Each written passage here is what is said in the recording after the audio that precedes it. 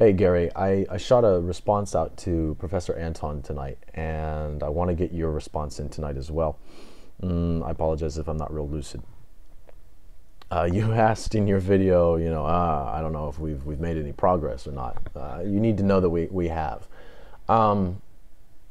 This might actually be a blessing that I'm not real lucid right now, because I'll just cut to the chase. I accept your criticism that what I'm proposing here is not a system of morality. It seems clear to me now that what I had working here, and I think even there was something here that I never actually was able to make clear. But even in spite of that, it seems to me that this whole business is not actually morality. What I was trying to do, Gary, is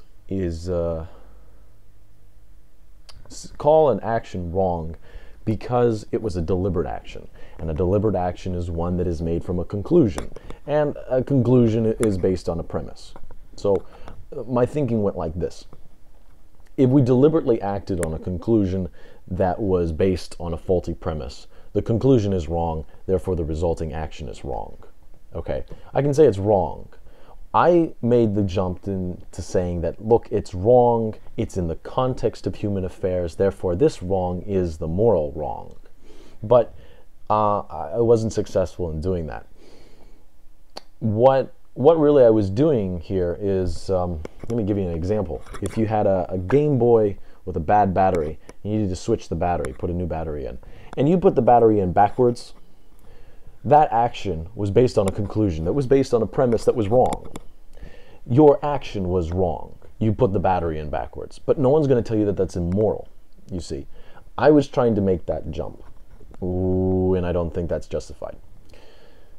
What I see now is, and this will sound really familiar to you anyway, I still don't think what I'm arguing is social contract theory, and it's just because I understand it, I think, differently than what you're arguing. What you are arguing, however, I do think represents what I actually was doing here with these axioms.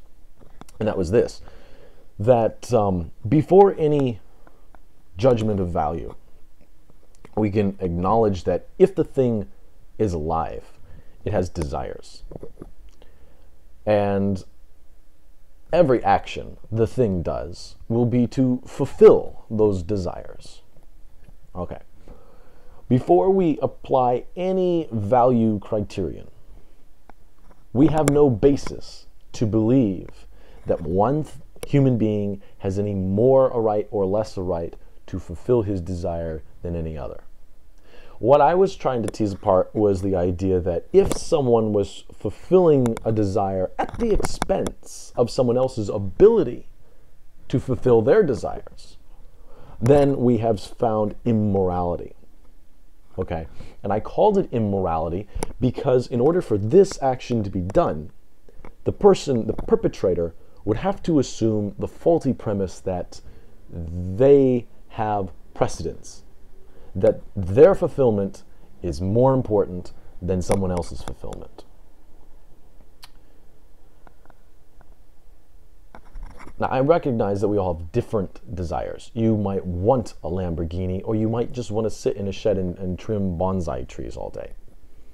That's not immediately important, because all I was trying to tell you was, and the rest of the world out there, is that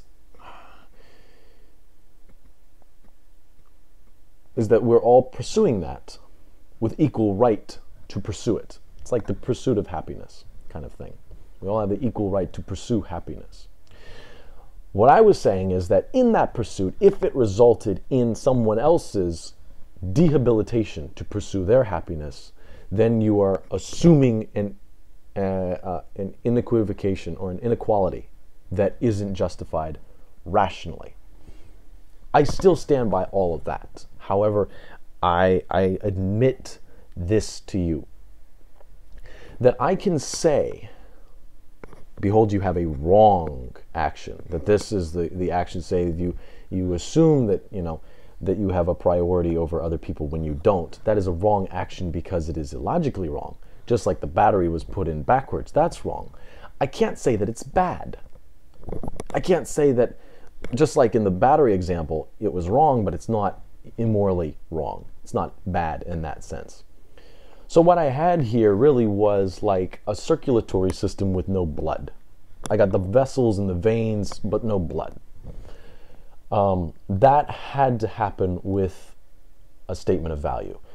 The value is that we don't want to be illogical, that we don't want these imbalances to occur, that we don't, and that we think they should be corrected, that they should be corrected, that they should be avoided, that they should be corrected. And neither of those are justified in simply logic alone. So what I have left here is, if I accept your notion of, say, the value of, say, the cessation of suffering, which, unless I'm hearing you wrong, you're saying that everyone desires the cessation of suffering, that perhaps if like every action is taken, every action is taken to fulfill desire, I would say that all desire is merely to cease suffering while still living, right? Otherwise we just kill ourselves. But it seems to be like the sweet spot seems to be no suffering plus living. Okay. With that all said, then we can return to this. As soon as we acknowledge that value, like you had wanted me to do from the beginning, we can then return to this inequivocation that I'm demonstrating through premises and axioms, and we can not only say that it is wrong because, look, we can identify it objectively, not just because, well, I feel like that was wrong of you to do, but we could actually objectively say, no, this was an injustice. Then we can also take an action to correct the injustice objectively as well. So in the end here, what I'm calling this whole thing is a theory of justice. It's not a theory of morality. Now, a theory of justice, like I said, it's going to sound a lot like what you were saying with social contract, and so be it. You call it what you want. I'll call it justice. And I don't know. It sounds like you convinced me, Gary. So yeah, I guess there was progress.